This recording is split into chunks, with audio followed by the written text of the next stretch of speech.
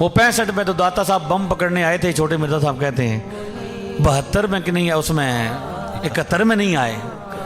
میں نے کہا ملحد سے لیا ہے یہ بات، کہاں سے لی ہے؟ ملحد یہ بات نبی پاک کے بارے میں کہتا ہے کہ بدر میں تو فرشتے نازل ہوئے، احد میں کہاں چلے گئے تھے؟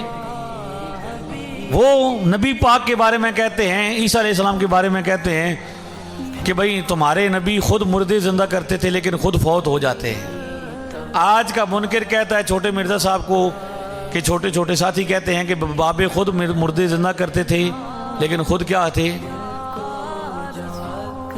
فوت ہو جاتے تھے۔ یہ بات وہ نبی پاک کے بارے میں کہتے ہیں کہ بابے دم کرتے ہیں تو کیا ہوتا ہے؟ آرام آ جاتا ہے، خود ڈاکٹر کے پاس جاتے ہیں۔ ملحد نبی پاک کے بارے میں کہتا ہے کہ نبی پاک صلی اللہ علیہ وسلم نے کیا کیا؟ کسی صحابی کی آنکھ ٹھیک کی، کسی کا بازو ٹھیک کیا، کسی کی ٹانگ ٹھیک کی، لیکن جب خود احد میں دندان مبارک شہید ہوئے تو وہ کڑی تک نہیں نکال سکے، وہ بھی دوسرے کو کہی۔ سمجھ آ گئی ہے کہ کہاں سے شروع کر رہے ہیں اور کہاں تک لے جانا چاہتے ہیں؟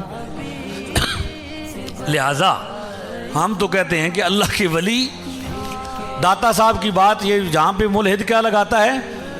بدر کی جنگ لگاتا ہے، احد، وہاں پہ یہ کیا کرتے ہیں؟ 65 اور 71 لگاتے ہیں۔ ہم کہتے ہیں داتا صاحب اللہ کے ولی ہیں، اللہ کے بندے ہیں، اللہ کے حکم کے تابع ہیں۔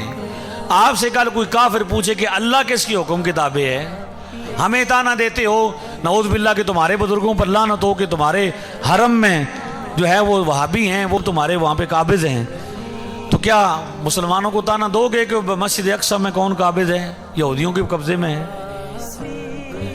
تو یہ بات نہیں ہے، بات یہ ہے کہ بندوں کا کام نہیں کہ وہ اللہ کو آزمائیں، یہ اللہ کا کام ہے کہ وہ بندوں کو آزمائے۔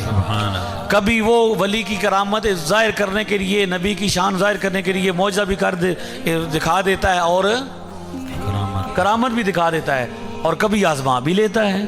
یہ اللہ تعالیٰ کی منشا اور مرضی ہے۔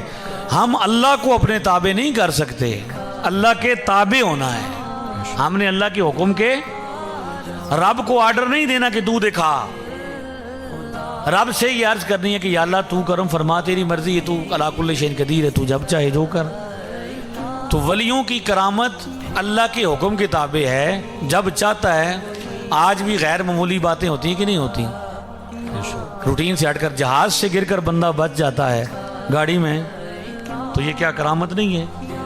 اظہار قدرت نہیں ہے، خدا کی قدرت کا اظہار نہیں ہو رہا۔ تو اس لیے کرامت جو ہے وہ کیا ہے؟ وہ شرط نہیں ہے۔ بعض اوقات یہ ہوتا ہے کہ بھئی حضرت باعزیز بستامی رحمۃ اللہ علیہ کے بارے میں علامہ ذہبی نے لکھا کہ ان کے بارے میں غلط باتیں منسوب ہیں۔ جو سند صحیح کے ساتھ بات منسوب ہے وہ یہ ہے کہ حضرت باعزیز بستامی نے فرمایا کہ ایک بندہ سنت پر عمل نہیں کرتا اور وہ ہوا میں اڑ رہا ہے تو وہ ولی نہیں، وہ کرامت نہیں، وہ استدراج ہے، وہ شعبدہ باز ہے۔ بعض اوقات غیر مسلم بھی، کافر بھی کیا کرتا ہے؟ کوئی نہ کوئی شعبدہ۔ تو ولی ہونے کے لیے کرامت شرط نہیں ہے، سنت پر عمل ضروری ہے، تقوی اور طہارت پہچان ہے۔ ٹھیک ہو گیا جی؟